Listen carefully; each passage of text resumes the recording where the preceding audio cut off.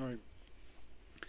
Welcome back to Nick Landis Comic Corner Classic Non-Classic. This is episode number 2710 and episode number 2604.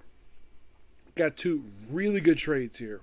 First up we have is Aquaman Sub Diego, which collects Aquaman Volume 6, issues number 15 to 22 of the series. I think opens up with a shocking thing happening. Half of San Diego is underwater because of an earthquake.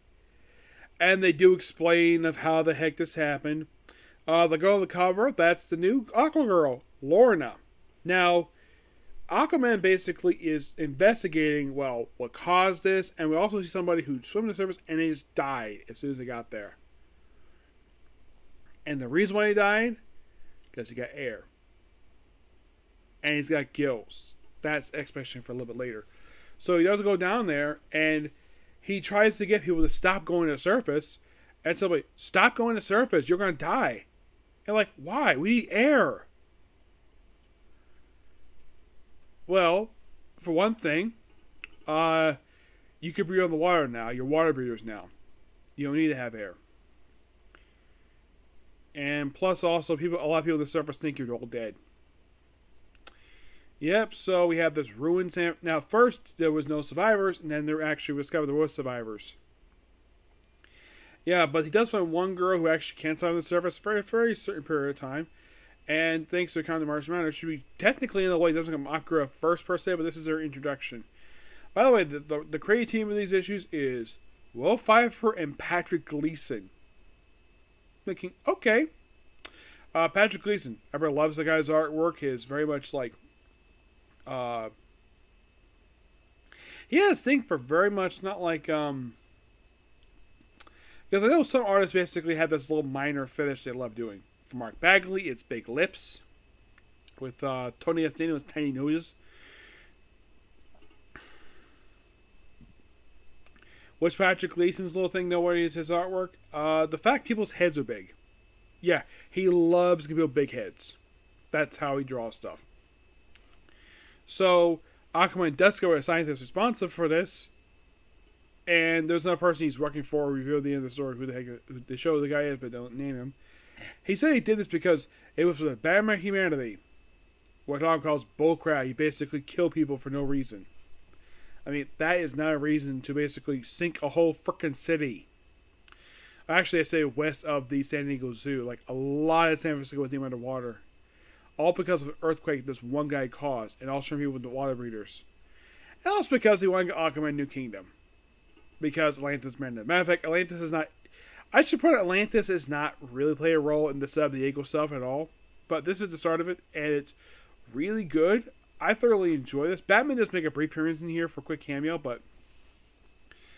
You read this? Yeah, it's clearly an Aquaman story. Marshman may be a guest star, but at least he plays a role. And of course, you do get a chance to see the Watchtower. You're thinking, wait, of course they do mention the whole thing with his watery hand. Something that's been there since the opening story. It takes over a year for somebody who's not a superhero to know the fact he has this. Yeah, and also, remember that outfit he sported when this run started? Yeah, forget the outfit. He doesn't wear it ever again. He basically is back to classic Aquaman look, which I'm sure Gleason was probably like, I don't like that original look that John Estee introduced when he started this run. Can I put back in the classic outfit? I guess DC editor was like, sure, why not? It works fine with him. Great start for this era for Aquaman. We technically have one more because I've reviewed Kingdom Lost. That's the last to collect this before it goes to Atlantis. But yeah, Volume 6 is actually almost done. Surprisingly. But this stuff, really good. I give this book a 10 out of 10. Shoot, that's not what I wanted to do there. Next up we have is... His name is Bond. James Bond.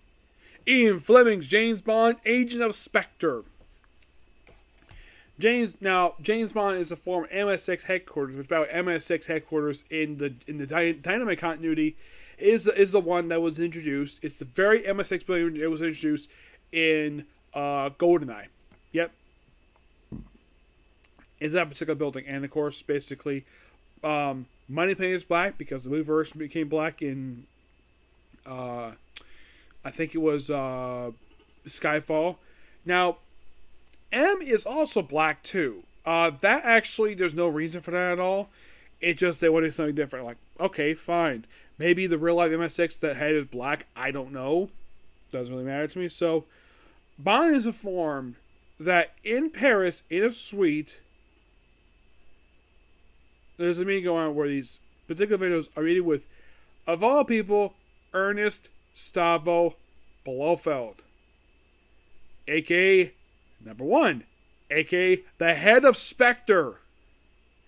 Except that he's not Donald Pleasance or Tellis or Charles Gray. It's a new look for him, where he's like a bodybuilder. And no, he's not like Christoph Waltz, the one who played Nick Kirby. He's completely different. One thing, he's about Bond's age, but he is humongously muscular. He fights Bond and finds out, oh, there's a Civil War in Spectre. You're like, what? Yeah. There's this other woman who wants to overthrow him with certain people. Now, there's a lot of Spectre so loyal to Blofeld, but so Blofeld needs to play a wild card to stop the Civil War. Basically, he's recruiting James Bond the age of Spectre. Except he's not doing take over the world stuff per se. He basically has something against her, not because she's a woman. And I'm glad the fact the writer of this book, who is, I believe it's Greg Pak, if I'm not mistaken.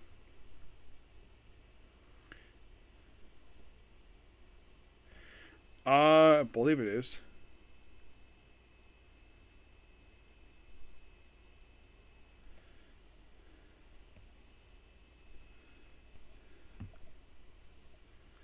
It is Christos Gage. Yeah, Christos Gage is the writer. So there's always, and of course the reason why Bond agrees to work with him is because he has Felix Leiter under watch. Yes, Felix Leiter, who's got a robot arm. Yeah, for some reason they decided to adapt the version of the Ian Fleming books, one with missing arm, not the one from the movies where he actually is not missing any limbs.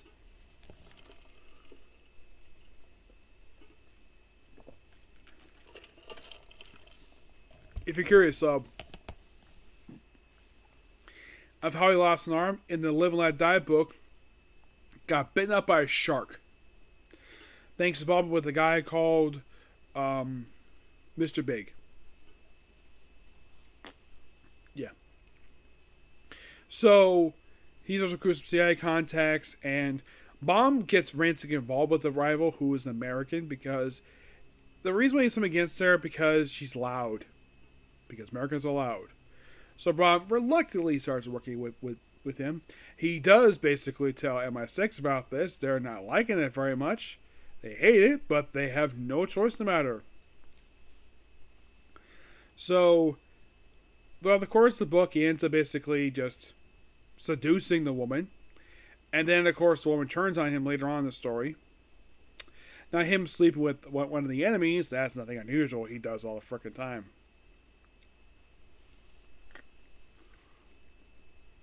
So at the end, basically, Blofeld ends up actually getting into a much more bloodier fight with Blofeld, which of course Bond's able to escape unscathed. Blofeld's got a scar across his face, probably not to Donald Pleasance's version, and of course, this guy who's on this board in a Spectre board in Switzerland, of all places, he's like, I apologize for number 7, basically, Outburst, basically, the new one. We're going to replace it right away. But please, welcome back, number 1. And Blofeld's like, thank you, number 2. It's good to be back. And he's injured, too. But if you're curious about the whole number 1 thing, per se, that was actually a code name that he has assumed for Spectre. He's never referred to Blofeld by name here, per se. And in the original Thunderbolt novel, he was actually for his number 2 as a cover for the for number 2, which is Largo. Yes, which of course in this book for some reason, number 2 is some Asian guy. Not sure why, but great to see Spectre. I love it. This book is well written, well crafted. It feels like basically you would think of like a typical James Bond adventure. And also, he's not an assassin. For some reason, Daniel Craig movie has to write him off he's an assassin. He's a spy. At least Dynamite understands basically James Bond better than the people who actually work on the freaking movies. The last few work on Daniel Craig movies. Yeah. That's why it's called Ian Fleming James Bond. Yeah. But this book is awesome. I love the fact they included Ernest Blofeld here. I'm like, okay. Like, so this big bulky guy is Blofeld.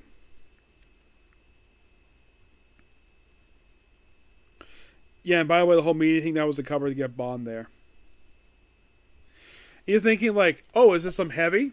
Based on the artwork? No, that's Blofeld. I'm not kidding about that. This bodybuilder is Ernest Blofeld. Which, I'm like, did the artist take inspiration from Wilson Fisk for this character, except be a more thinner version of Wilson Fisk? It's like basically they made, okay, because, well, Blofeld's supposed to be a threatening guy, so let's make him a big bulky guy instead of being the scary version.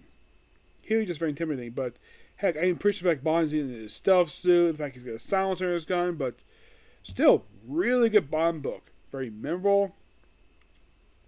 And only the second, well, I've only else to read from the James Bond Dynamite Library, just been the Warren Ellis stuff and the 2 adaptations of the novels. But this book is fantastic. I give this book a 10 out of 10. Okay, so that's a particular view. Please be sure to like, comment, subscribe, turn notifications, and do not hit the dislike button. Next up, it's going to be, well, that's how my current says slime. Okay, next video. Bye.